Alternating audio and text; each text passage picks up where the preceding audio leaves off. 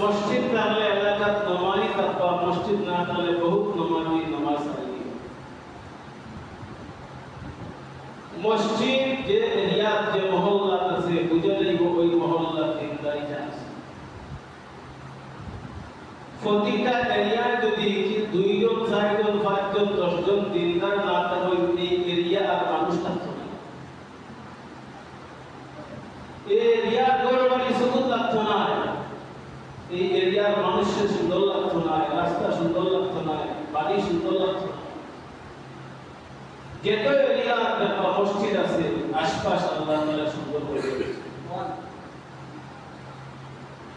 এই জন্য আল্লাহর দিন কায়েমের জন্য, আল্লাহর পরিচয় করার জন্য আমরা গোটা দিন থেকে শ্রম, মসজিদ নির্মাণ করা, মাদ্রাসা নির্মাণ করা, বাড়ির মানুষকে নামাজি বানানি, নামাজের তালিম দেওয়া, ইবাদতের তালিম দেওয়া। ফল খারা মানুষ যারা ফল ভুলে গেছে আজান শুনলে কমপক্ষে জিম্মাবারাই আগে হইতে পারে এই জিম্মাবারের তওবা ইস্তিগফারের কারণে আল্লাহ তাআলা তারা ফাসত তওবাতি বানাইতে পারে। আমিও জানি না আল্লাহ এই বলবে আল্লাহ কাদার মধ্যে আমার নাম কোন তালিকা, আপনারা জানেন না আপনার নাম আল্লাহ কাদার মধ্যে কোন তালিকা, বড় তালিকা না বন্ধ তালিকা কেউ জানি না। কিন্তু একদিন আমরা ঠিকই আফসোস করি যদি আমরা বিবেকটা আমাদের নাড়াতে, একদিন ঠিকই আমরা আফসোস করি যে আমার জীবন তো অনেক দিন শেষ করে দিই। ভাবছি প্রতিদিন একবার চিন্তা করি যে আমি যে বিছানায় ঘুমাইলাম আমি প্রায় সময় মনে করি এত পেরেশানি করি, এত কষ্ট করি, খাইয়া না খাইয়া যাই দেওয়ারিলাম বেবিলাম তো মূল মালিক আমি না। আপনার আমার আব্বায় আম্মায় পূর্বপুরুষ যারা কত শ্রম দিয়ে আপনার জন্য পরীক্ষা জমি রাখিয়ে গেছেন, বাড়ি রাখিয়ে গেছেন, খুব আপনি করতেন। তারা জানেন কি পরিমাণ কষ্ট করে এগুলা জমা করছেন আর আপনার লাগে রাখিয়ে গেছেন। তদ্রুপ ফরকার বাড়ি, সুন্দর বাড়ি পাইতে গেলে ওরা সাদা মূলত এই বাড়ি আমরা কোনো ভাবনা নাই, জান্নাত আমরা কোনো ভাবনা নাই। ও যেটা মায়ের বাবায় দাদা দাদির পরিশ্রম করি একটা বাড়ি আমরা দিয়া গেছিলাম, ওলা নবী সাল্লাল্লাহু আলাইহি ওয়াসাল্লাম পরিশ্রম করিয়া তায়েফ নির্যাতিত হইছেন, মক্কা নির্যাতিত হইছেন, মদিনা সফর করছেন, নমাজের হালতে নির্যাতিত হইছেন,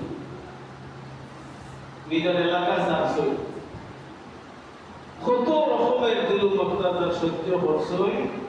তারপরে জবাব দিয়ে আল্লাহুম্মা উম্মতি,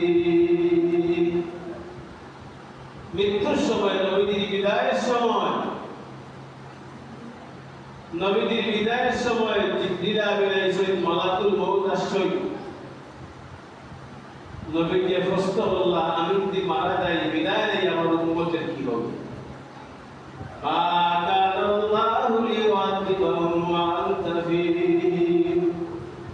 আল্লাহ তাআলা আমার নবীর সান্তনা দিয়েছিল, আমার নবীজি আপনি যতক্ষণ আপনার উম্মতের কাছে থাকবেন, জমিনের উপরে থাকবেন, ততক্ষণ আপনার উম্মতকে আমি একসাথে আযাব আর গজব দিয়ে ধ্বংস করতাম না।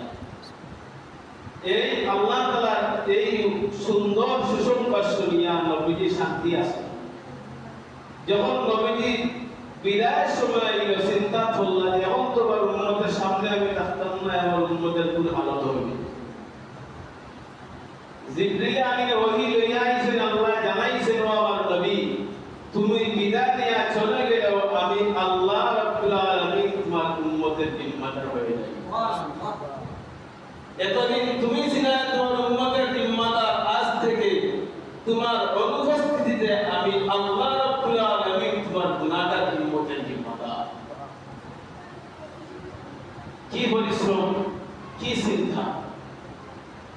এই পরিশ্রম করিয়া নবীজি সাল্লাল্লাহু আলাইহি ওয়াসাল্লামের মেরাজ তাকিয়া ইবাদত নামাজ সর্বোচ্চ ইবাদত। আপনারা আমার জন্য নিয়ে আইছেন।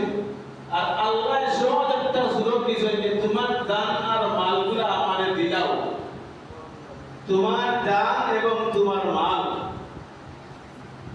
এগুলা আমারে